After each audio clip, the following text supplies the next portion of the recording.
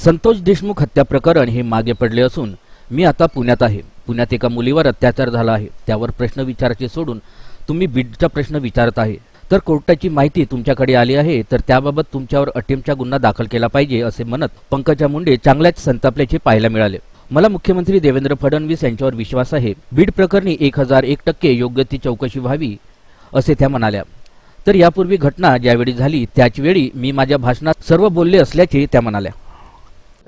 माहिती कोर्टात मला दावा नाही. केला हे त्यांचं कॉन्फिडेन्शियल विषय आहे. त्यांनी जेव्हा ते माहिती सादर करतील कोर्टाला आणि ते ऑफिशियली कोर्टातून येईल तेव्हाच मी त्याच्यावर भाष्य करेन. 1500 पानाचं तुमच्या म्हणण्यावर दोषारोपपत्र करणार दाखल नाही. 1500 पानाचं दोषारोपपत्र दाखल केले. त्याच्यात काय लिहिले तुम्ही वाचलंय? असं म्हणलं तर तुमच्यावर कंटेम्प्ट दाखल करावं लागेल. ओके, नाही त्यांच्यात असं दोषारोपपत्राचे हायलाइट येतातच बाहेर ते काय मला कशी माहित असेल?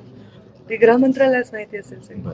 तर दुसरा विषय असा की बीडचा या निमित्ताने वेळोवेळी उल्लेख होतो आणि बीडची कुठेतरी बदनामी होते असं आता मला तर साधारणपणे- वाटतं तो विषय मागे पडलाय. नाही. पण तुम्हाला टार्गेट दिलेलं आहे की हेच प्रश्न विचारा. नाही. अजिबात तो विषय 107 आता एक पोलीस मिनिट, मी अधिकारी आणि कर्मचाऱ्यांनी- तुमच्या पुण्यात आहे मी. हा. आता त्या महिलावर अत्याचार झाला बस स्थानकामध्ये, अगदी. झाला नाही का? हो. झाला ना. झालाय. ते प्रश्न विचारा ना. मी पुण्यात आले. नाही, तुम्ही नाही. बीडचे कशाला प्रश्न विचारता? पुण्याचे पत्रकार आहेत तुम्ही. त्या मुलीवर अत्याचार झाला की नाही? बरोबर असे आहे. अनेक घटना. काल नांदेडमध्ये तर चालत्या बाईकवर मागून वार करून मारलं, चाकूचा हल्ला करून. त्याचे सीसीटीव्ही फुटेज दाखवलेत मीडियाने. बरोबर. हे प्रकार सगळीकडे चाललेले आहेत आणि संतोष देशमुखच्या हत्येविषयी तीव्र निषेध आणि त्याची वेगळी चौकशी करावी हे मी किती वेळा बोलू.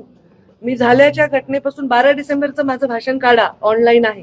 त्याच्यामध्ये 90% मी त्याच्यावरच बोललेली आहे आणि त्यामुळे त्याच्या आतल्या विषयांवर मी बोलण्याचं माझं ते औचित्य नाही. मला त्यातली माहिती नाही. मी गृह खातं नाही आणि गृह खात्याच्या अधिकाऱ्यांनी ती माहिती देणंही योग्य आहे.